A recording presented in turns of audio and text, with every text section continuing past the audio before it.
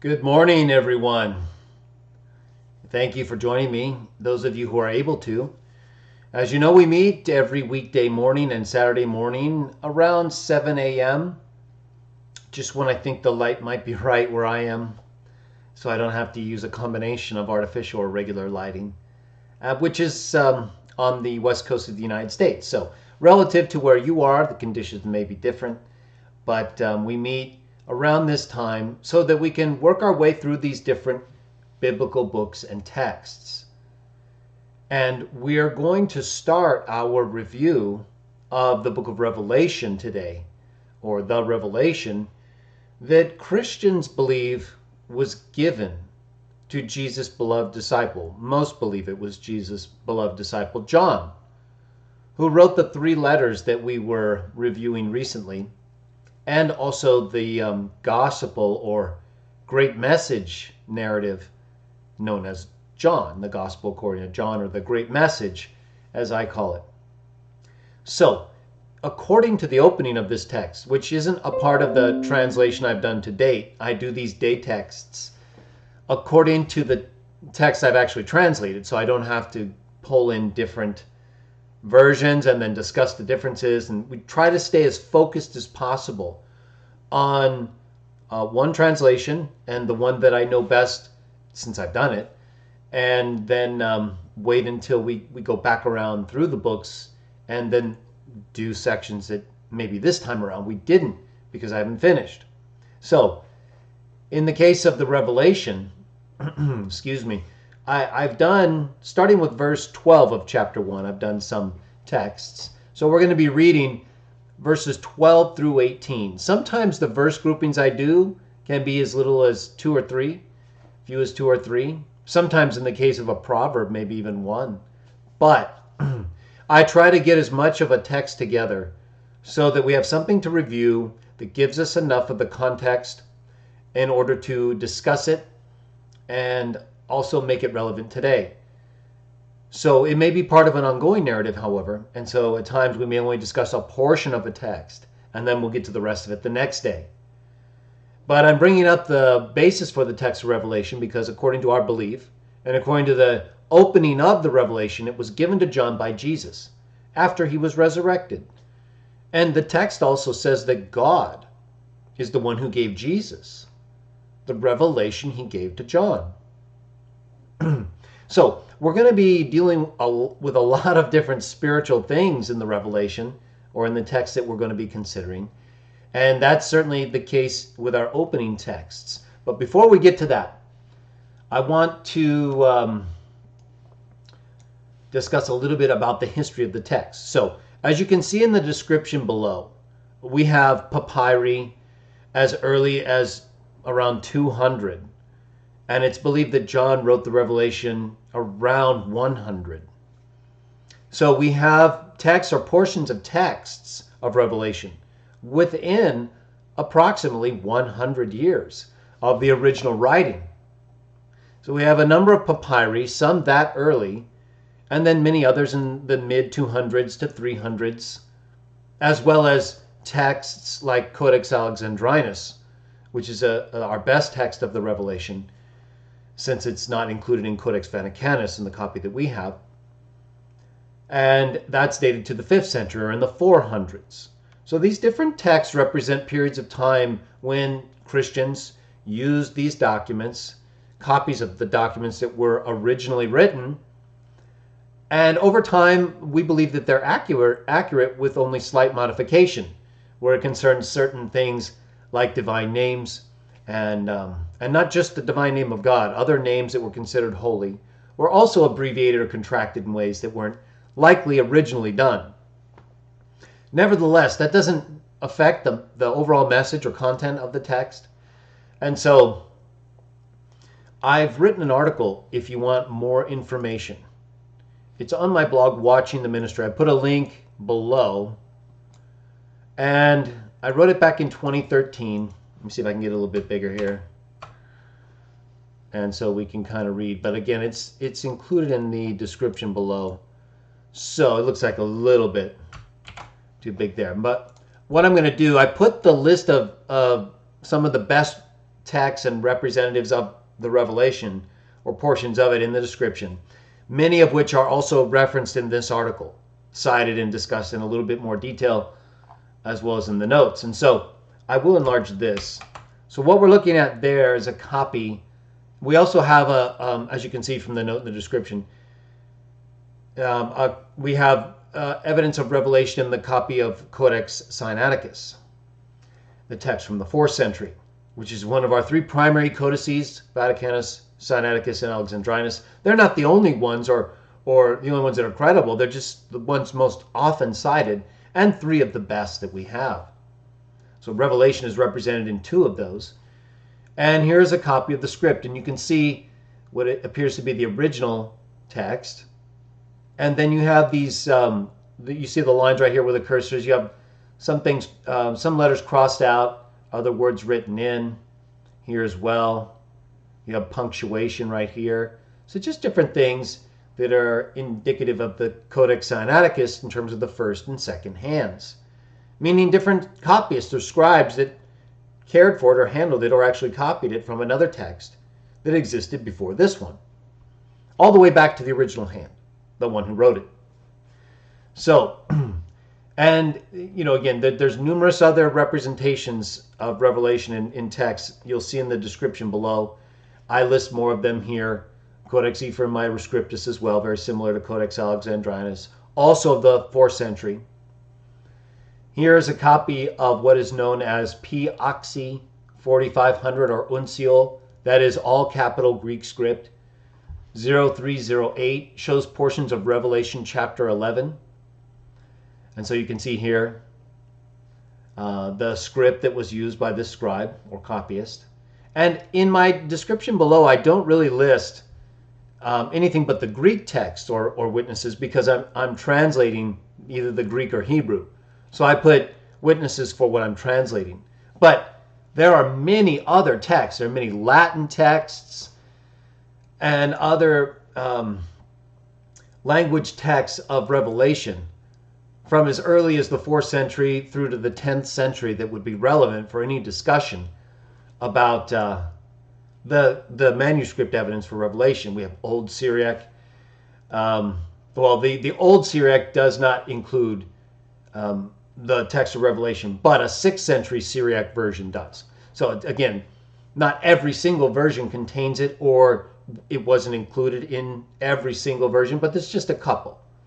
Like a couple of the Syriac versions do not include it, and we do not have a copy of it in Codex Vaticanus. So that's why at times you may see different readings. So you may be following a text of the Bible that's based on Codex Vaticanus, but then it gets to Revelation and it has to use Codex Sinaiticus or Alexandrinus, or refer to both of them along with others like Ephraemi Rescriptus and other texts like in the Latin. So that's at times why you may see different readings. So one reading we're not going to get into today because it's not a part of what I've translated. If we, I think I've covered everything here. Let me make sure. So you can go on, read through the notes, and consider this article further if you want more information about the text of the Revelation, or look in the description below where this link is also included, and you'll see a nice little summary of the primary Greek witnesses. Okay, so one text that's not included in the Revelation readings that we're going to do today is verses 10 and 11 that you're going to see. This is where this is the reading we're going to do, verses 12 through 18. But in my second edition of Jehovah's Witnesses Defended, I have a discussion where you can read up more on every text that is involved with the discussion about whether Jesus is the Alpha and the Omega. We're going to talk a little bit more about it as we do the reading. But just so you know, I'm going to put this, I don't think this is linked below, but I'm going to put it there. But this is on my Elihu site. So if you go to the Elihu Books Topical Index. Now I noticed when I searched this morning that it was listed under biblical text, Bible text, Revelation right here, 1:17, which will be part of our reading. And so I thought, well, I mean, that is a text people will go to. And it's also here in Revelation 22:12 through 13. We'll get to that later. But I went ahead and put it here under A for Alpha and Omega. And I also put it down, I believe, under first and last. Yeah, right here. First and last as used in Revelation and in Isaiah. And I'll explain why Isaiah is relevant later as we do the reading. But again, if you click on the link, so go to the topical index, do a search for either the text or Alpha, Omega, first, last, and it will go through each text. So one of the texts that's often involved is, well, you could say Revelation 1:8 as well. So you have Revelation 1:8 and Revelation 10 and 11 that aren't going to come up in our text today, but that you can review what I've written here for more information about the manuscript support or why certain Bibles have Jesus speaking as if he's the Alpha and the Omega in verses 8 or 10 and 11, but most Bibles do not. It's because the manuscript authority is just not anywhere near what would be appropriate to actually put the reading in the text. But certain older translations like the King James Version will include certain readings, and the fact is it's just not based on the best evidence. So, but people who use the King James, if you tell them that, it's not going to sit very well. So you have to be kind of, what's the word I want to use? Subtle, or at least, you don't want to hide the fact that the Bible they're using doesn't contain a reading based on the best evidence, but try to bring it up in the way appropriate for the individual, I guess, is the best way to put it. And so in Revelation 1:8, there's just not evidence. It's not a textual issue. It's more a question of application. But since we're not going to read it today, I'm referencing those texts here relative to what I wrote. But the other texts we are going to read, like the Revelation 1:17 and 18, they don't follow right in order from Revelation 1:8, 1, 10, 11, and because this is Alpha and Omega right here. But if you get past the Alpha and the Omega discussion, some first and last items are brought up in that first part. But right here on page 188 or 186, this is where the first and last discussion starts. So this is where you're going to get Revelation 1:17, 2:8. We're going to talk about them in a minute. But I'm just going over this with you so you understand the resource available to you beyond what we discussed today. Because we're not going to get into every issue or text where Alpha and Omega or first and last comes up. But we will get into some of them, maybe even each one, but briefly, in order to tie them all together. So you have this reference, however, if you want the complete discussion about how, again, tying in with Sons of God theology, angels who are sons of God at times represent God, just like in Judges 13 or in many other texts. And you have that here as well in Revelation. You have angels speaking for God because they were sent by Jesus, and even speaking for Jesus because the angels are the ones delivering this message or the revelation, the visions. And God gave it to Jesus. That's what the opening verse of Revelation says. So Jesus also speaks for God, of course, as we know. And in our view as Christian witnesses of Jah, based on Sons of God theology and how Jah uses his obedient sons who worship him by doing everything he does to represent him. And we believe Jesus has been exalted above all of them and given the name above everyone because he's proven more than anyone that he will be faithful and do exactly what Jah says and does all the way to death, surrendering his life even to the point where he shows complete trust in the Father to give it to him again. And that's what we believe he did. So, and that's why we believe he's so exalted. But it's not for his own glory. It's to the glory of God the Father. That's why it's okay. That's why it's not a problem for these angels or sons of God to be called gods, just like Jesus teaches in John 10. They may be bad angels like in Psalm 82, but even they are gods as God says. And Jesus too, right? They're not polytheists. Neither are we. Jesus was responding to the accusation that he was claiming to be a god. And he simply pointed out that as a son of God, the Son of God, he's more rightly a god than these gods who are sons of God against whom God's word came. Psalm 82. These texts are not hard to explain. They've been confused by people who have spiritually retarded themselves, like we've talked about. So it's unfortunate. We don't wish that on people. They've done it to themselves. We don't mean they're handicapped or unable. Just the opposite. They can see and read just like we can. But they retard the process because they don't grow. They're like trees you visited twice. Remember what Jude wrote? No fruit. Ready to be uprooted. They have nothing. So they keep arguing about all these things. We talk about them. I want you to understand them. But I'm not here to give you information to go throwing fruit at people, right? Figurative fruit. We're trees supposed to produce fine fruit. Stand up for the truth if you have to. Use this information to teach what the Bible teaches about Jesus, the sons of God, and Jah, the Father, the one God. But beyond that, don't spend all your time. You can do it if you want. It's your life. But I'm giving you my advice. Okay? But nonetheless, I want you to be prepared and ready to discuss these things, and not afraid to identify Jesus as Jah in the sense that he has been sent the same way that he was likely sent in the Hebrew Scriptures as either Jah's angel or Michael, and as other angels were sent in ways that represent Jah. Judges 13. They even bowed down to the earth when they saw Jah's angel ascending in the flame and said they saw God. Even though we know no one has seen God at any time. They saw a God. They saw an angel that Jah had sent to declare his will and intention, which is what he did, and he was recognized for what he was. Just like Jesus. That's his whole point in citing even texts related to these other non-faithful gods. In any case, I'm bringing that up as a base, as a context for these things, so you understand, and I don't have to go over it again after we read it. We can talk about other things. And now let's get into these texts. So I've shown you the available things, the article on the textual reliability of Revelation, my blog article, link below. I'll put a link to this article below. It's on my topical index. So I hope that helps. Right?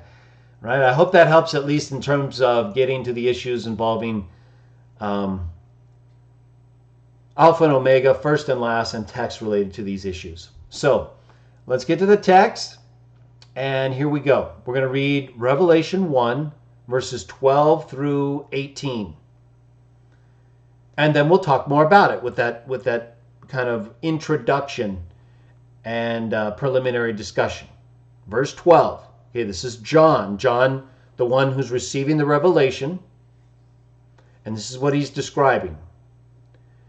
I turned around to determine the voice who was speaking with me. And when I turned around, I saw 7 golden lampstands. Verse 13. In the center of the lampstands was one like a son of humanity, having put on a long robe and dressed to the chest with a golden belt. His head and hair were white like wool, like snow. His eyes were like the flame of fire. Verse 15. His feet were like burning bronze, like bronze after it has been heated in a furnace. And his voice was like the sound of great rains. Verse 16. He holds, I'll use the right hand, he holds in his right hand 7 bright lights or stars. From his mouth comes a long double-edged sword, from which there is no escape when it comes forth. His overall outward appearance was like the sun when it shines in its full strength. Verse 17. While I looked upon him, I fell at his feet like a dead person. Then he placed his right hand on me, saying, Do not be afraid. I am the first one, and I am the last one, or the earlier one and the final one. Verse 18. And the living one. I became dead, yet behold, I now live into the coming ages of ages, and I possess the keys of death and the place of the dead, Hades.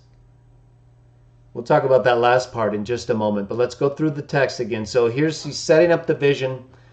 where he's now contemplating the voice who's speaking to him. As he turns to look upon this one, he sees these 7 lampstands that will come up later in the reading. And now describing this figure, this heavenly being, obviously it's a heavenly vision, certainly an experience. We'll just leave it at that. It says he's got a long robe on, dressed to the chest, golden belt. Head, hair were white like wool, like snow. And his eyes were like the flame of fire. So think of something basically, snow white with fiery red eyes, with feet that are burning bronze. Bronze like it's been heated in a furnace. And his voice like the sound of great rains. I guess when it says his head and his hair, so that's not necessarily his face. In fact, at different times, I believe his skin is described like his feet are here, burning bronze. So, nevertheless, it does say his head and hair, so the upper portion. It's a difficult scene to encounter, but it would be probably very terrifying. Unless you are an approved person, right? Like John, you understand you're allowed to experience this vision. Otherwise, it would be coming to you for death, probably. Either way, this one has 7 stars in his hand and has a sharp double-edged sword coming from his mouth, and no one can escape it. So that represents obviously instant death. If this being, who you'll see is later identified as Jesus, the resurrected, glorified Jesus, if he decides you die, you're dead. That's it. So while other spirits also have authority and power, but it's his decision that matters. He has all authority. The Father has given this to him. Okay, his overall outward appearance was like the sun, shining in its full strength. We can't even look at it, right? So if it wasn't for the visionary aspects and the supernatural placement of John in this context, he wouldn't be able to handle it. It's very much like Isaiah 6, when Isaiah had to actually be cleansed temporarily, with the tongue of the fiery coals touching his tongue to purify him. And of course, the Christians had been purified at this point by Jesus' sacrifice, so that was necessary then, not so much now. But here again, we're getting a similar vision of these heavenly beings, and John basically passes out, right? It's too much to handle. Unless you know you're approved, then it's okay. And so that's what Jesus does. He puts his hand on him. Don't be afraid. I'm the first one and the last one, and the living one. I became dead, yet behold, I now live into the coming ages of ages, and I possess the keys of death and the place of the dead. I can decide who dies. I decide who stays dead. I control Hades. And now this first one and last one, what does this mean? So oftentimes what is discussed, and we'll conclude with this in terms of our discussion, because we basically just reviewed most of the rest of the material. Now I showed you my, let me make sure it showed up okay here on the split screen. I showed you this text in terms of, what's available on my site, the topical index. So you can read more, but let me just go over this with you. All right, so you notice here in this text, 17 and 18, he only uses the descriptions first one and last one. Ha protos kai ha eschatos is what I believe it says there. The last part is usually the most important part, because it's the part that's different from another text that I'll get to in a moment. But let me just explain. Now, I mentioned earlier how Codex Alexandrinus is really our best witness to the text of Revelation. And in this text, in 1:17, and in Revelation 2:8, which we'll get to in another reading, where Jesus says a similar thing, I'm the first one and the last one. And it says, it uses the same Greek words as in verse 17 as in 2:8. So those texts are said here, but the reason that this is often brought up in a context where people try to show Jesus as Jehovah is because in Isaiah 44:6, Jehovah says something very similar, but he doesn't say the same thing.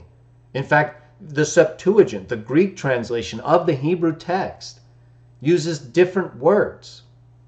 In verse 17, and this is all in my the article I showed from my topical index. In verse 17, the last part,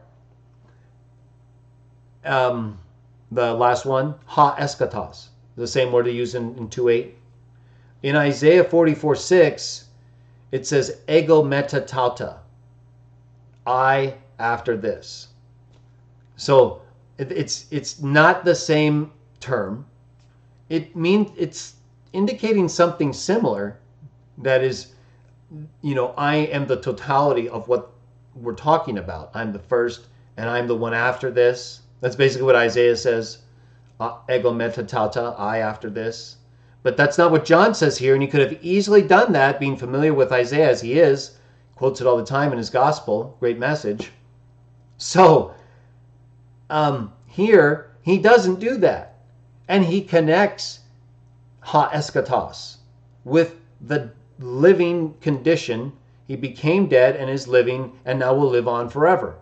In Isaiah 44:6, ego metatauta, I after this, is not talking at all about anything having to do with death or living into the coming ages. So it's talking about how there are no other gods with him in the sense of actual rival gods. We know he calls others gods. We've talked about this many videos.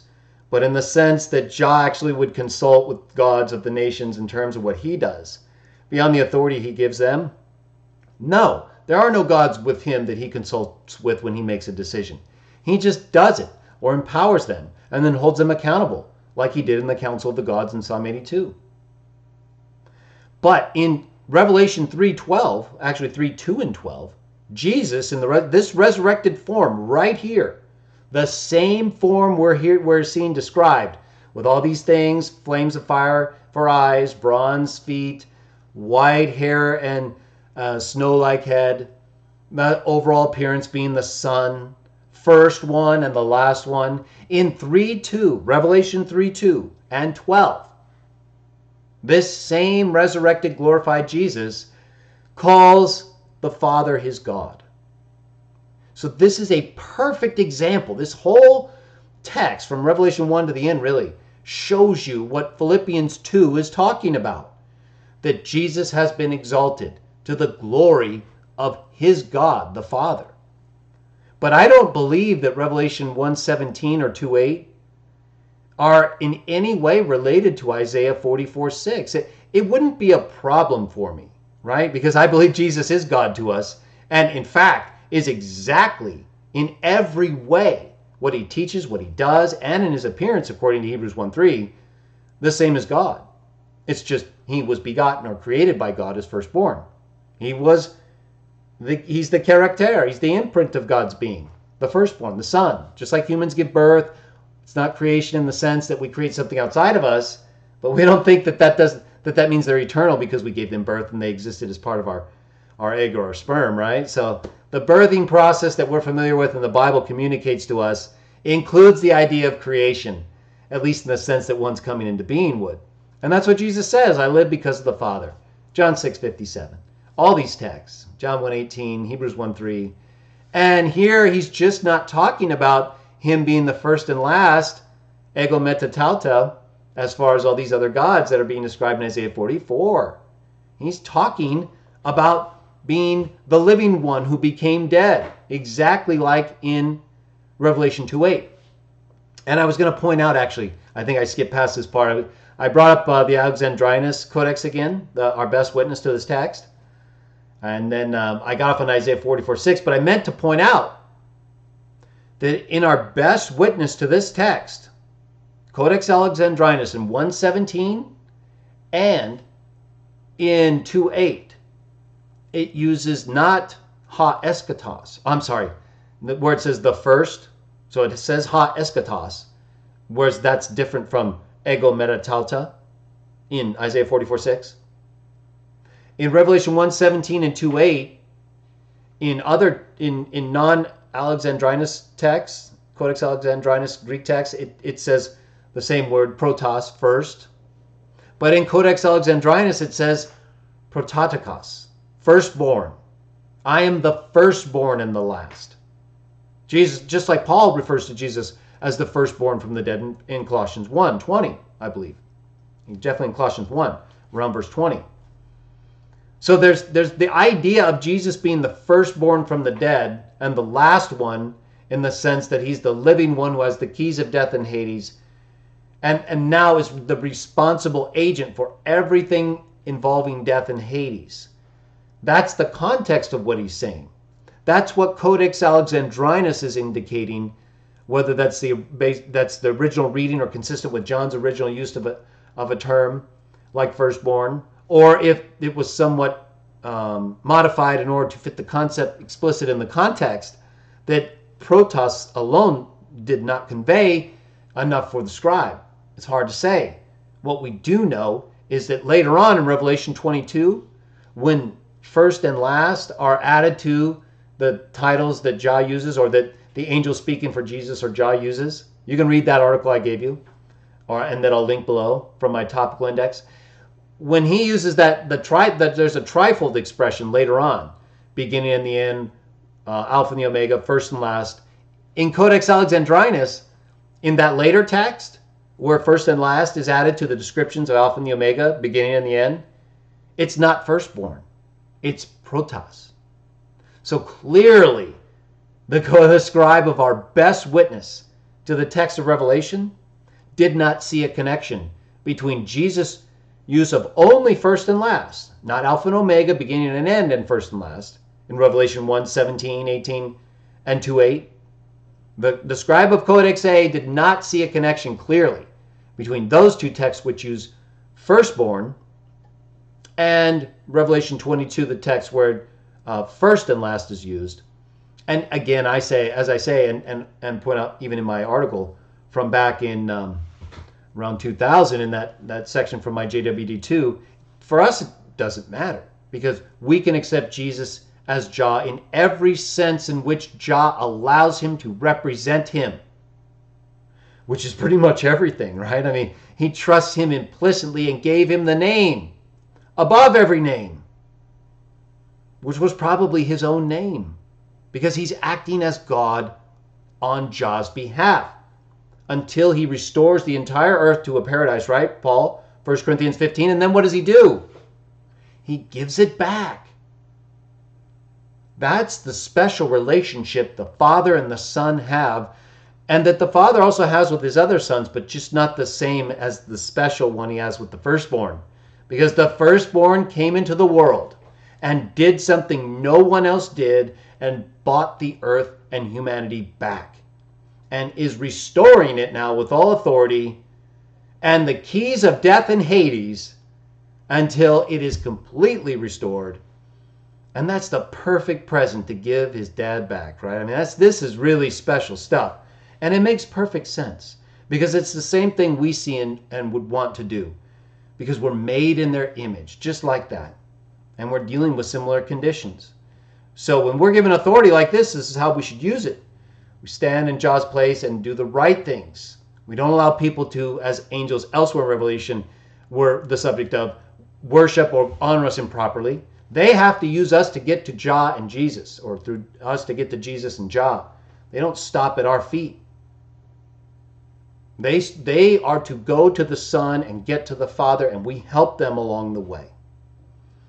So when it comes to Jesus as the first and the last, the basic things to remember are, in the context in which he uses it, Revelation 1:17 and 18, 2:8, he's talking about his death and resurrection. He doesn't say anything about no other gods being with him. And he refers to the Father as his God later on in Revelation 3:2 and 12, which would be inconsistent with what we read in Isaiah 44:6. And in Isaiah 44:6, God does not use the same terms as Jesus uses in Revelation 1:17 or 2:8. He says, ego metatalta at the final part, and for the last part, not ha eskatos.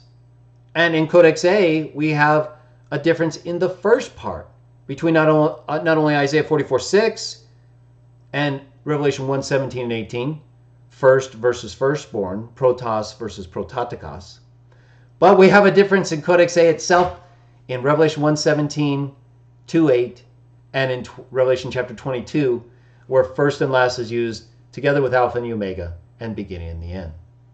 But so to the extent that you want to try to discuss that with people, remember, Revelation is a different type of text, and it's been given to John by angels representing Jesus, who himself received what is being communicated from God. So you have all these different people involved, but ultimately it's really angels talking the whole time, even for Jesus and John.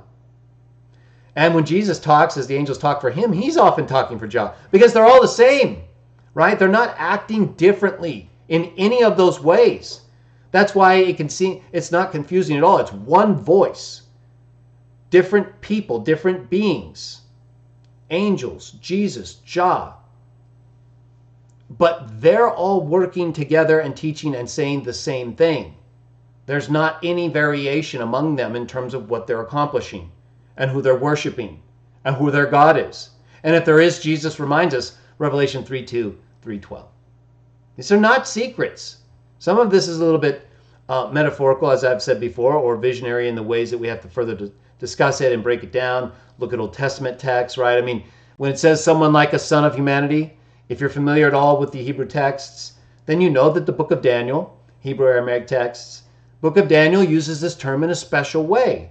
Someone like a son of man coming and being given all authority, and others coming with him as part of God's kingdom. So these all connect in various ways, either by quotation or by use of certain imagery that is meant to relate to the things that they say. And so that's how we can tell that even though in English these texts seem similar, there's no confusion either in terms of the actual context or grammar. Isaiah 44:6 is not the same as Revelation 1:17, 18, 2:8, or 22. And possibly the reason they didn't change Haskatos in 22 is because they were already making a differentiation between protos and prototikos. So it's hard to say exactly what the scribe involved with A was copying or doing, but I'm just giving you ideas to think about so that you can better understand the possibilities. The fact is, though, none of the texts we have of Revelation that are considered primary or our best text witnesses use the expression in Isaiah 44:6. None of them. None of them say ego metatauta, like God does in Isaiah 44:6. And so we have all these differences between these texts in Isaiah 44:6, and even in Codex A between Revelation 1:17 and 2:8 and 22, chapter 22. So I hope that helps you. And if it's still a little too confusing in terms of, Isaiah 44:6 using ego metatauta versus the last ha eschatos in Revelation, that's okay. Just know that there's a difference. Understand that the scribe of our best text of Revelation makes a differentiation between Revelation 1, Revelation 2, and Revelation 22, those uses of first and last. And just note that the contexts are not the same. Isaiah 44:6 is talking about no other gods, in terms of the gods with whom would be like God or he would consult with. He doesn't consult with anybody. He directs his sons, teaches them his will, and they follow it, or they don't. If he wants to consider things like what Moses or others say, that's fine. But it's all ultimately going to be him. He's not looking for approval from anyone or any other gods. You'll see when you read the context. He talks about that over and over again, as far as the gods of the nations and their idol representations. There's a clear difference between that and what's discussed in Revelation 1:17, 18, and 2:8. Both times talks about Jesus being dead and brought to life. And then in chapter 3, he multiple times refers to God, the Father, as his God. Something the God of Isaiah 44:6 would never do. But you have to understand the relationship between Philippians 2 and all these other texts. Right? So we have Jesus exalted above everyone, having the name that allows him to act for Jah because it's all he does. Exactly that. But it still doesn't make him Jah. He hands the kingdom back. If he was Jah, it wouldn't be any reason for that. Because Jah would already have the kingdom in hand as the Son, as Jah the Son, as God the Son. See what I'm saying? So Trinitarians would explain that and say, well, one person's giving it to another. We're not going to get into that. I'm just pointing out that these texts speak of the Son being sent by the Father, acting as his behalf, being exalted to the highest level above everyone, and given the highest name because of what he did, not for his own glory, but to the glory of God the Father. The God of Isaiah would never do something for the glory of another God. Jesus does everything for the glory of God the Father. I hope that helps you all. I like going over it. It's good material. We have a lot more in Revelation. Well, maybe not a lot more. And I'll try maybe to get a little bit more done before we get to certain readings. But otherwise, we'll reset with Genesis when we're done with this.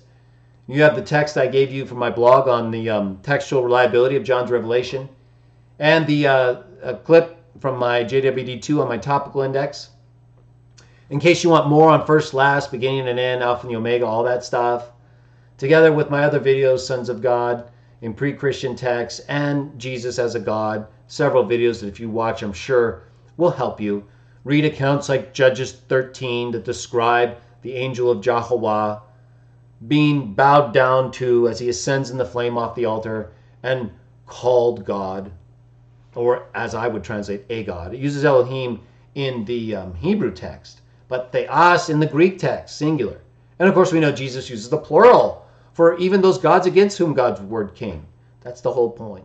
So how much more so these other approved sons of God who act for Jah and do only his will could be called gods and are called God and gods in that sense. They're not. Jesus is not a polytheist. Neither are we. And if he is, that's what we are. Whatever he is, that's what we are. They're using these terms to try to destabilize our thinking because it's viewed pejoratively.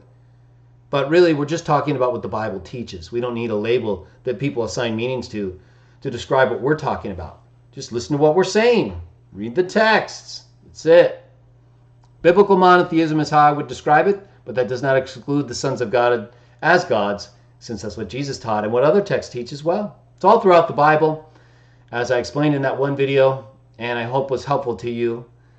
So, now, we'll continue our day text tomorrow, and no Sunday show this week. I'm going to take this Sunday off, and then the following Sunday, we'll do open session 7.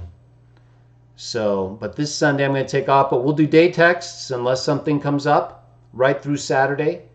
Take a break on Sunday, and then we'll start again on Monday. I'm going to more than likely put up a garbage dump this weekend. We'll see.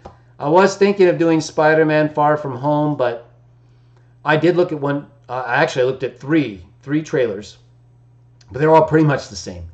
And so I found a couple things, but not a ton. And I don't know. It didn't strike me as a video or a movie or series of trailers that I wanted to get into. Because it's kind of depressing. I mean, it's not like Spider-Man's something we need to look to as Christians, but they did such a much better job with the first two a long time ago. I guess they call this the Sam Raimi Spider-Man. They were just much better with Tobey Maguire as an actor. I'm not speaking for him as a person, Just like with these dumb videos or these music things. I'm never speaking for these people entirely. How can I? But we live in a world where we have to work with different individuals or do different things. And so when it comes to these movies, I try to pick ones that I either want to see or I'm interested in to some extent, or I just noticed some stuff that stood out. Or the music in the lounge. I try to put, it's not easy to find music with good sound or lyrics, and so I try to do the best I can. I filter a lot out, even some of the thumbnails. The thumbnails I have, they're just basically people at the beach or stuff, but a lot of things that I would probably put on they're good sounding, the thumbnails aren't good. So, I try to be selective, but nonetheless, we have to do what we think is going to motivate us and hopefully bring us together and still be individuals, right? We're not surrendering our identity just because we want to do things right. We just try to work together in spite of our differences so we can accomplish our main goals, praising Jah, following Jesus, and helping build a community where we treat others the way we want to be treated. So we're accountable to each other based on the standard that we measure. And then we'll be less likely to take advantage of other people. That's the goal, right? That's how Jesus did it, so we know it can be done, or at least we can do better. All right, I thank all of you for joining me. I hope you have a wonderful day. In the United States, it's a holiday, of course, so a lot of people have free time. And I will try, like I said, to get at least one garbage dump review up this weekend, so we'll see. And if you have any recommendations or ideas, or if you see something in a movie trailer or in a movie and it stood out to you as something that could use a garbage dump review, let me know. Maybe I'll check it out. But now don't go sending me to a bunch of terrible movies, okay? Oh, man, I know they're all bad and stuff, but I mean, if it fits, I mean, I will endure something for the sake of helping put a video together that's going to, teach people things or show them what we don't always see. That's the goal of the garbage dumps. What are we missing, but that's there? What are they showing us, but not telling us is like right there, or obvious in ways that you have to slow down to really see? Especially on the Shazam one, I noticed a lot. They were there, but I had to slow down to see. And so, I mean, I have to slow a lot of them down, but there were several in the Shazam that just were fast scenes in the movie, but that they almost all contained something. So, whether those things work, and, I do believe that things affect us subconsciously in ways that if we're not aware of, we'll become more familiar. Because we're not aware of it, so why our defenses are down. If we don't have an awareness that something could hurt us, then, well, we could be exposed to it before we have the realization necessary to be more cautious. And that's really the danger that I'm concerned about, that our children and others are getting familiarized with different things through these symbols that are then associated with characters that teach things. So like all these 8-pointed stars, right? The stars of Ishtar or Aphrodite. Okay, well those, we see those all over the place in these dump reviews. But look at who's using them. Captain Marvel, Wonder Woman. I mean, they're basically resurrecting the idea behind these gods and goddesses in ways that have never helped humanity. They usually always hurt us and take us directly away from the things that Jesus came to tell us about Jah, which they don't really want, right? That's the whole idea. That's why they want to be these gods and goddesses. They think that's who they are or who they should be like. Well, we think we should be like this God or Son of God, who wanted to be just like God, his Father. So it all fits in our line of sight because it's just one chain leading all the way up the ladder to the right one. Whereas they're all over the place with these pentagrams, stars of David. I mean, there's stars of Ishtar. How many stars do they need to convey all these different ideas and things? Oh, man. And, of course, there's all the anti-Christianity that we see pumped out there on a regular basis. And the devastating effect that things like homosexuality, transgenderism have had on our culture. No one is saying people don't have the right to sodomize themselves. If you want to do that, I mean, that's the whole point of why people finally said, look, hey, whatever. But now they're trying to make it seem like that's the norm. That's something we need to approve of. Or we're like discriminating against them if we're against abuse. So somehow we're afraid if we're against abusing someone's rear end or changing their gender in ways that are only going to make it worse, right? What's the statistics on transgenders in terms of how long they live? It's like early 30s. And the drug usage among homosexuals and transgenders is out of sight. It's not that heteros and others don't have problems in that same regard at times. Just look at the numbers. You look up drug use statistics and suicide rates among homosexuals and transgenders. And you tell me there's not a problem there. Tell me there's not a problem with anal cancer among homosexual men. This has nothing to do with being mean or afraid of anyone. I'm concerned. I'm very concerned about the future of our society's rear ends. Or all that stuff, right? I mean, we need a binary gender system because that's how we are made. Forget all this other stuff. You can say whatever you want. That's how we're made. So, doesn't matter what they want to try to promote in the sense that they believe they have the right to do something. Well, we have rights too. And believe you me, we have more right to do what we were made to do than anyone would have the right to do something they weren't made to do. And how would you define what you're made to do if not by doing the things you come out of the womb ready to accomplish? I mean, it's like you have to rewind biology all the way back to the start just to figure out what we already know. It's like, you know what it is? It's like today people are running around trying to find out what they already know. Right? What is my gender? You already know. What am I supposed to use this for? This male organ down here? You already know. What's my rear end for? I guarantee you by this point in your life, you have used your rear end sufficiently to know. Okay? It's not like a big mystery. Anyway, we'll get back to Revelation because, there's a little bit more mystery involved, but not so much. I think it's more clear than people think. And in any case, I hope you have a good holiday or just a good day wherever you are. Protect your rear end at all costs or whatever. If you're homosexual, transgender, no one's saying you can't do that. I have actually done my part to try to correct the record on sodomy and what it originally meant. And it's still not good for you in just the pure anal sex way, but you can, hey, as long as you have a willing partner and you're not abusing someone against their will, and if it's legal, then, no one is trying to stop you from doing that. I highly recommend you stop doing that. But you're not going to make me do it. That I can... No, we need to have proper functioning humans. If you don't want to be one, that's your choice. We're moving on. Okay. And I went anyway. I didn't mean to get off on that, but I know that sometimes we talk and we get off on these subjects. And it comes up, right? It's an ever-present concern because they're out there, the sodomists and the transgenders, and that's okay. But when I say they're out there, they're trying to impress upon us their way. It's not like you're just passively walking by one and say, hey, how you doing? Or you're at a job and you're just working with a homosexual and it's like, okay, let's get this done. That's what I try to do. But they want to know if I want to do what they want to do, and if I don't, it's like all of a sudden they change. And then they say I discriminate because I'm a Christian. How can that be? When my guiding principle is to treat you like I want to be treated.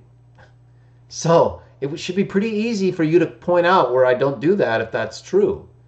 But it's really because I don't want to do what they do. And I don't, right? I don't because I think it's bad for you, right? And although we each get to choose, that's my reason. So there you go. And I think it's consistent with the text. All right, so I'm going to go ahead and close things off here. Never know. Be aware. If I decide I want to do a live stream, if for some reason I go see Spider-Man Far From Home with one of my kids, I may do a video on it. Not a garbage dump in terms of the symbolism, like the review, but more like the Avengers one, where we'll talk about the themes. So we'll see. If you have any ideas, let me know. Otherwise, we'll keep going through Revelation. I'll see you all tomorrow. And may God bless you in Jesus' name.